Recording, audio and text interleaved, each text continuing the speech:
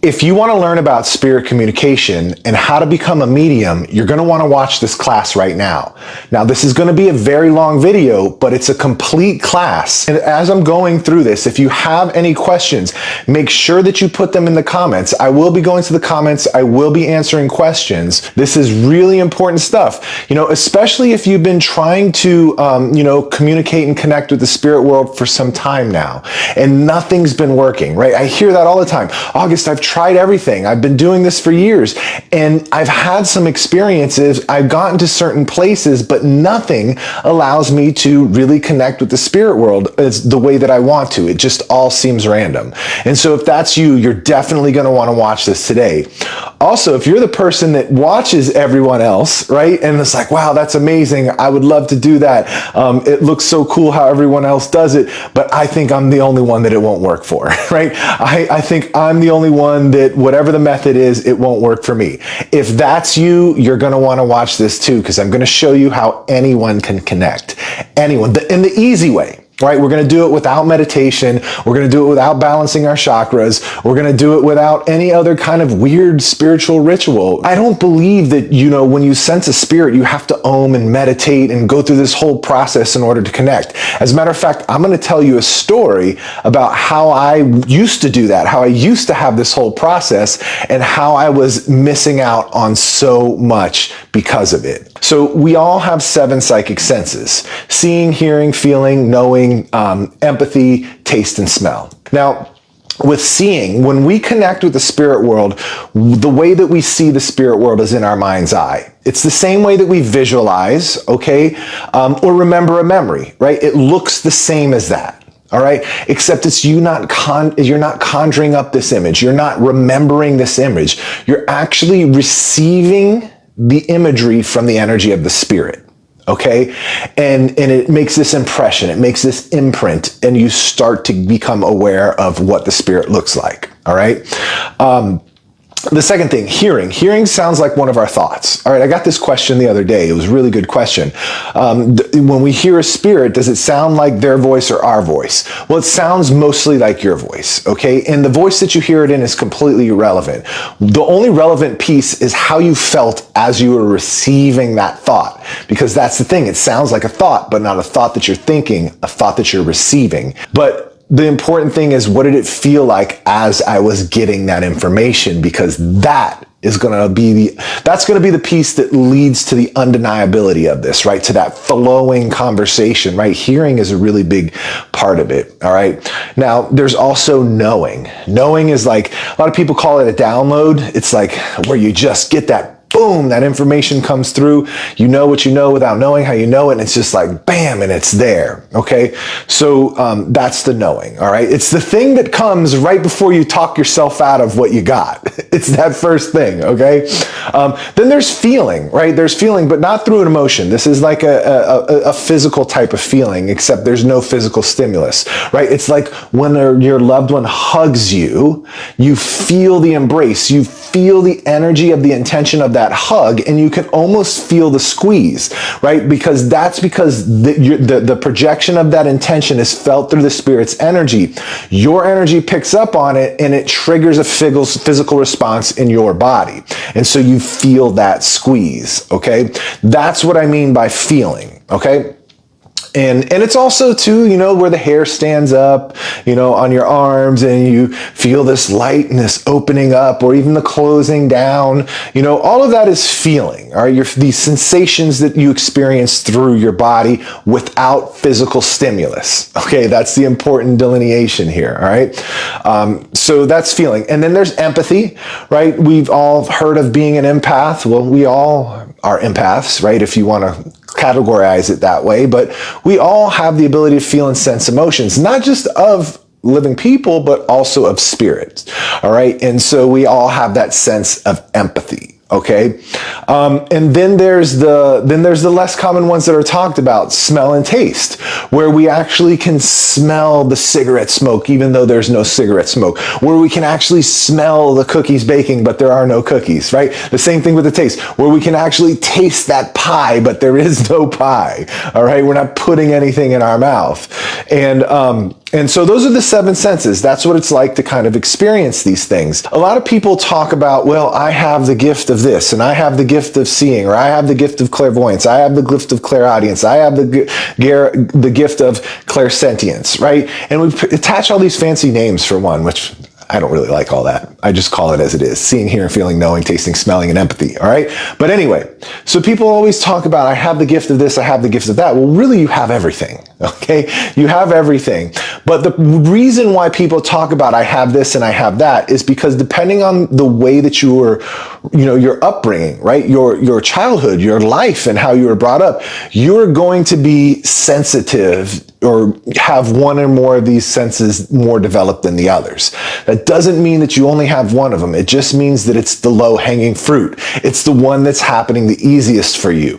For instance, I have students come in, and including me, I grew up in a very, in a very emotionally unstable household where we were always walking on eggshells, didn't know, what the emotional climate was going to be in the room. And so, if that was your upbringing, you got really good at feeling energy and sensing energy and being able to tell the emotional climate in any one given room or space, right? That's why a lot of people that come from trauma identify as an empath, right? They come from traumatic childhoods because they can sense the emotions in other people so deeply and effortlessly because they needed to do that in order to feel safe. If you were an only child and you played by yourself often and you were the only, you grew up playing by yourself, chances are your sense that's most developed or dominant is going to be seeing, right? Because you were always in your imagination. You were very comfortable there. That was a good space for you, okay?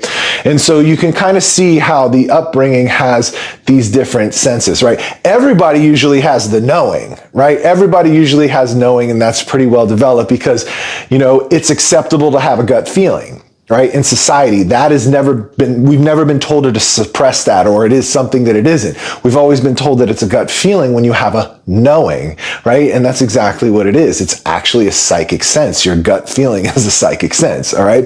And so most people have that because it wasn't frowned upon by society, okay? And so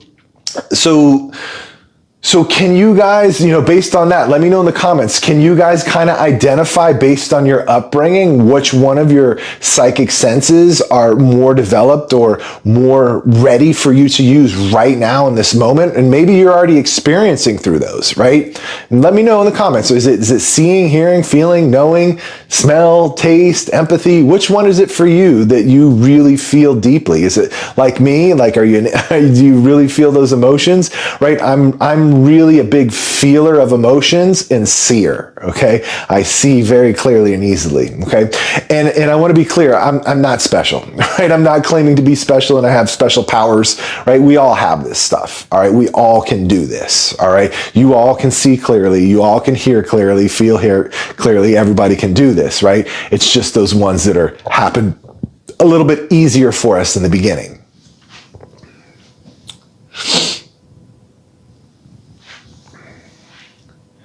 Feeling and knowing, yeah, knowing's pretty strong for a lot of people too. Yeah, all of the above. Dream visitations, yeah, dream visitations are kind of a different thing. If you want me to talk about that, I'd be happy to talk more about dream visitations. You guys let me know in the comments if you want me to talk about dream visitations. Yeah, gut feelings, empath. Oh, Deborah, good, I'm glad.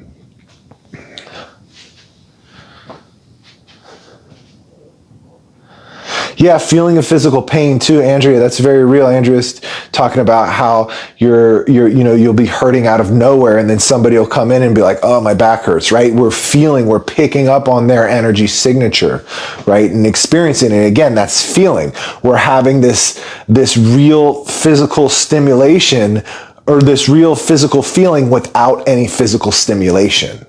Right? There's nobody touching your back. There's nothing wrong with your back, but you're feeling that pain in your back because of you picking it up on somebody else's energy.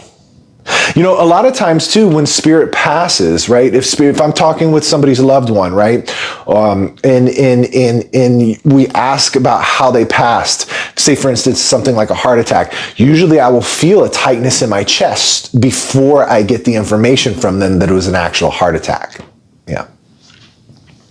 I was actually talking with somebody's loved one who drowned, and I was like, for a second, it was like I couldn't take a breath for a second, and then I got the information. I was like, oh wow, okay, So it's just like we're really picking up on the information that we receive from the spirit world through multiple senses, right? This is a full sensory experience. It's not just about, let me see what the spirit's giving me. No, because a lot of the times,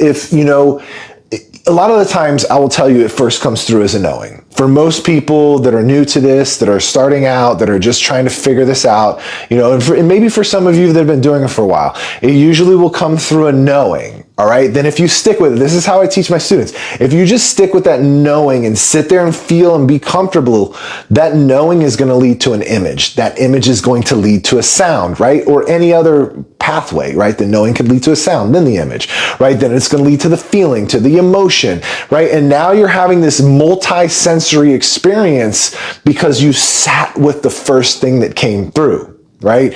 And then all of a sudden the energy builds and the information comes faster. And now that's where your undeniable experience comes from. That's where your flowing conversation with the spirit comes from, is by just waiting for that first thing to happen, right? Initiating the conversation, something's going to happen. One of your senses are going to pick up on something. It's going to activate another one, then another one, then another one. Full sensory experience, ask question, get answer, reply to the answer, flowing conversation. That's exactly what it looks like, and it's that fast, okay?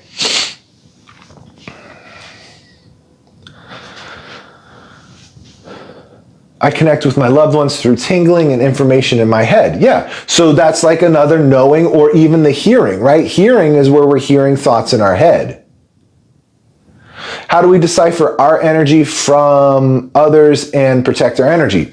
Well, the only way to really, so let me start with the protection first, because the only real way to protect our energy is to do our own inner work. Because here's the thing. Most people, when they say protect our energy, what we're really talking about is, how do I prevent myself from being harmed or hurt emotionally or in other ways, whatever. And what that stems from is, what's the underlying cause of my reasoning for not setting clear emotional boundaries with the people in my life, right? Because if the people in your life are walking all over your boundaries, and you have no protection, the energetic realms are going to do the same thing as well. But when you do the inner work that brings that to resolution, like, what is the emotional material? What is the trauma? What happened to you? What did you internalize in order to be this people pleaser that people walk all over, all right? And that you're allowing that. What happened there? We need to address that first before anything else. And if you address that, if you do that work, if you do that inner work, you shore up your boundaries in your real life, you emanate the energy of somebody with very good boundaries, and now you don't have to worry about anything. There's no process, right, that you have to go through in order to protect your energy, right? I do no kind of protection stuff, right? I've worked with thousands of people. It's just not something that I teach. What I teach is doing your inner work, right? Getting into therapy, doing the shadow work, right? Working with professionals that are experienced with trauma resolution and getting yourself there. All right. So that addresses the protection part of things. All right. Now, to answer your other question, how do I tell the difference between, and by the way, if you have any questions about that, let me know in the comments. I'll circle back to that if needs to be some more clarity. So how do you tell the difference between your energy and another spirit's energy?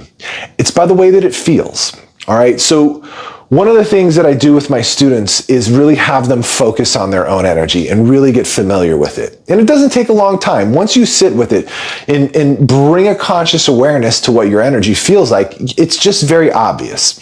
All right. And here's the thing. You're sitting with it all day long, so you don't notice how it feels. But when another spirit comes into the room, you feel it immediately. right? Without even trying, right? You feel the hair standing up on your arms. You feel those physical sensations, right?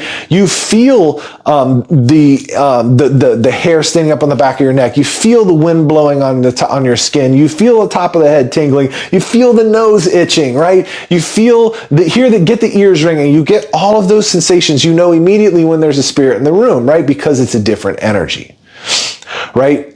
Our body's like a tuning fork. We feel energy through our body. All right. It's all physical sensations. There's no other way to feel energy. You need a physical body in order to feel energy. All right. And so it's those subtle sensations that we feel, the tightening, the closing, the lightening up, the heaviness, the opening and expanding of the chest, right? The tingles and those are all the sensations, right? And more that we experience when we're feeling energy. All right.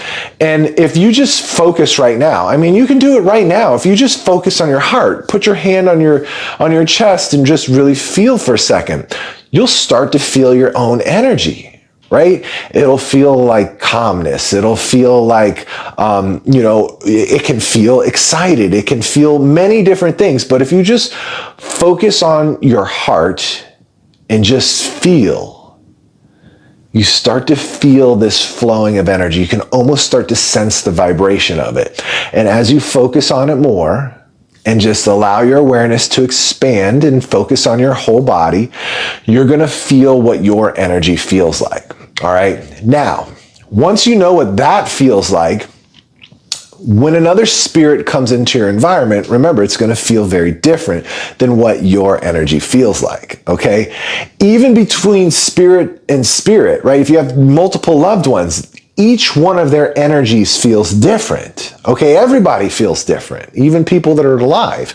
And so that's how you're going to tell. That was the long answer of how do you tell between your energy and somebody else's energy? It's by the way that it feels. It feels different, all right? But we have to start with our own energy. That's really important, okay? Because that also is going to help us tune into things in our own life, right, that are out of place. Once you're familiar with your own energy, you know exactly when something's off, you know exactly why it's off, and exactly what you need to do to bring things back into balance. And so that's one of the most important things that we can do to uncover our spiritual abilities, to bring things forward. Because the best thing, right, the most amazing thing that you can do, the thing that will help you the most to come into your spiritual abilities is to feel good. That's it. To feel good, feel the best that you can, right? As much as you can. And a lot of people, that has to do with cleaning up stuff in our life, right? Because the problems that you have in your life, you becoming more spiritual and tuning more into your abilities, right, isn't going to help you clean up your life anymore. You have to do it at the same time. Or even clean up your life first if it's really hectic, right? You've got to fix that stuff first and work with it. Because even when you come into your spiritual abilities, you're going to see, like, oh, this is all the stuff that I need to change. But you still have to do the work to change it, right? So a lot of you already out there have the awareness of what you need to change and you're not doing it, okay? And so we need to kind of cross that bridge first.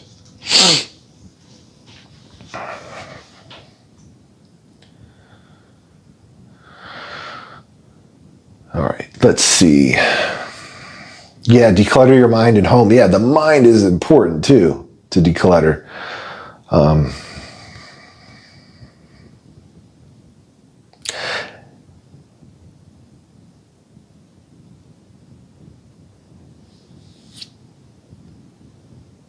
Yeah, I get hot and red when spirit comes in. Yeah, Taryn, I do too. I really feel, massive temperature changes whenever I'm working with the spirit as well.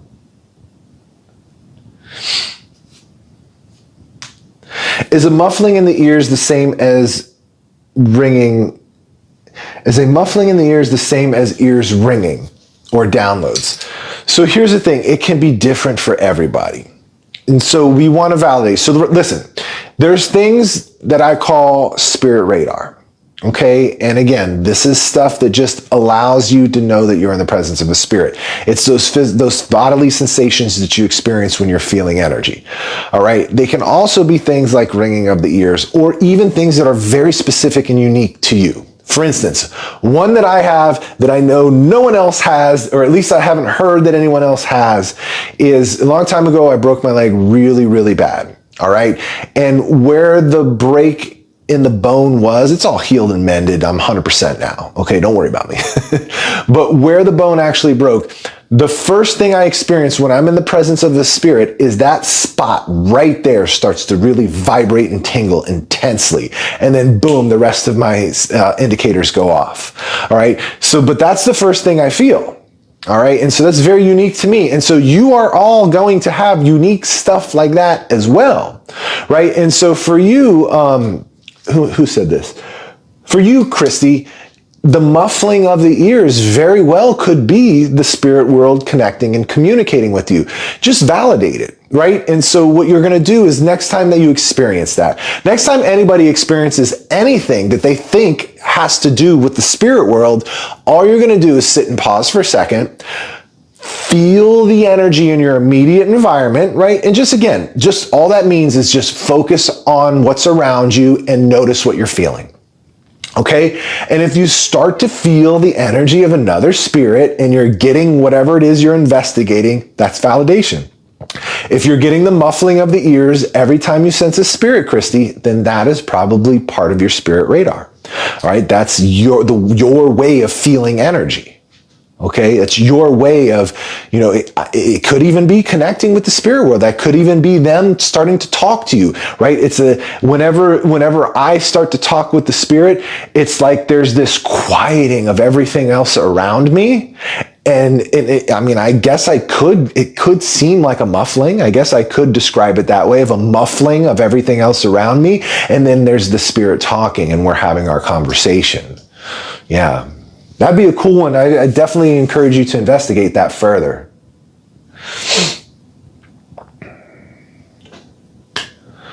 I feel a lot of pressure and I'm thinking it's an angel. Yeah, so again, you're feeling that pressure, you're feeling that sensation. We want to investigate that. Right, because here's the thing. This is actually a good one. This is one that with my students last week, this is one of the things that we talked about. Everybody, once you kind of get into this, right, and maybe this is you let me know. Maybe you're already communicating with the spirit world, all right? And maybe it's just a little random, or you're getting general information. You're not getting very specific details. Let me know if that's you in the comments, because this next thing, just drop a thumbs up, drop a Y, give me a smiley emoji. Let me know in the comments if this is you, all right? Because here's the thing, I want to speak directly to you guys, all right? Those of you that get the random general stuff, right? Don't you want to go deeper, right? Doesn't everybody? I want to go deeper. I want to get detailed information. I want to get all of this stuff. I want to get phone numbers and birthdays and serial numbers and addresses, right? I want to get stuff that just blows people away. Well, you can. You absolutely can. But the key to that is you have to get curious with your conversations with the spirit. And you have to investigate the information that they're giving you with the spirit. For instance, listen, if you're talking with a spirit and they say, and you're asking, well, what did you do for work? And they're like, oh, I worked in an office. Most people will just think that that's great information. They'll move on. Okay, you worked in an office. Well, what about family? Right? But that's not how you go deeper. You don't move on. You worked in an office, oh, you worked in an office. So tell me about what your day was like. Did you work with other people? What did the building look like? What kind of work were you doing? Right? Oh, you were management. Oh, how many people did you have under you? Did you enjoy what you did? Right? Tell me what your office looked like. What were some of the things that you did daily? Right? You see how we're going deeper. That's how you go deeper. There is no secret to it. There is no special technique. The way you get specific information is by asking for it. You have to ask for that information. And so that's why so many people out there get that general information, right? Is because they're just not asking to go deeper. Okay? Does that help? Right? Let me know, does that help you guys, or is this, I find sometimes that, when newer students are trying to go into readings and they're trying to do this is that they like to skip around a lot, right? It feels more comfortable just to kind of like stay general and go all over the place. But, you know, does this piece about investigating and getting curious, you know, does that resonate? Does that help you guys? Does it make sense? Just want to make sure, because maybe I can clarify it.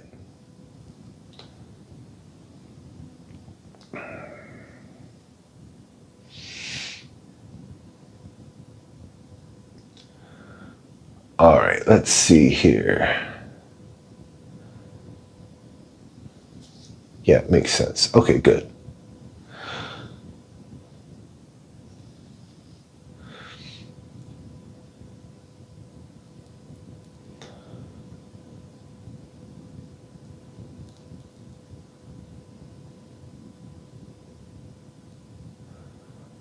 All right, good. I'm glad it seems like it lands. You guys don't have any questions on that.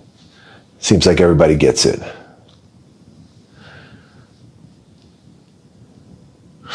Yeah, so Sarah says, so here's a common one that comes up all the time. How come I can, give readings for other people, but I can't connect with my own loved ones?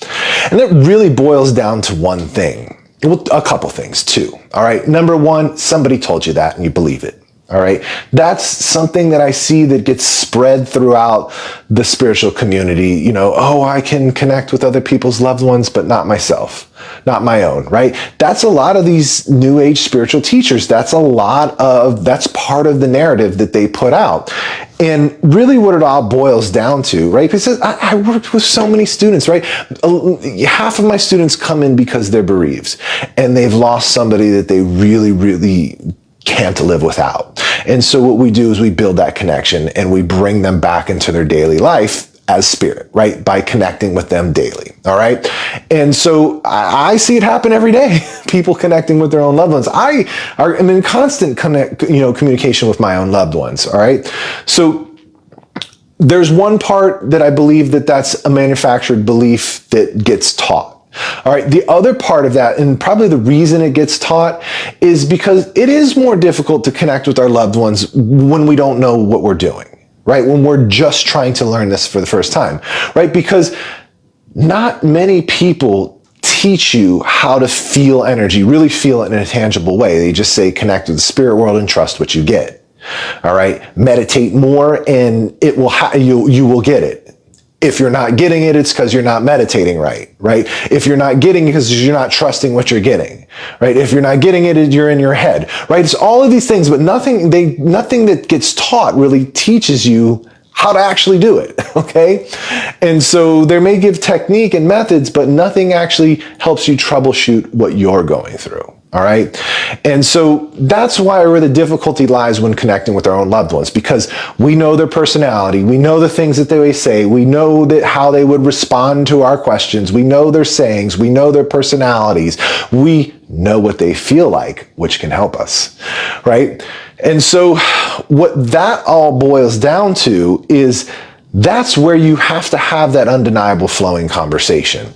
That's where you have to be able to get into it so deep and so strong and so vivid, doubt does not exist in a place like that.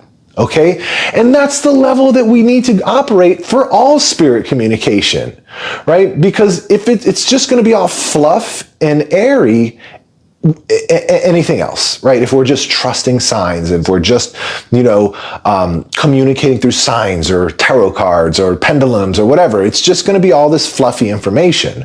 Okay. You're not going to be able to have that flowing conversation when we get into when we go very deep into spirit communication. All right. And so I know you guys are like, well, August, that sounds awesome and amazing.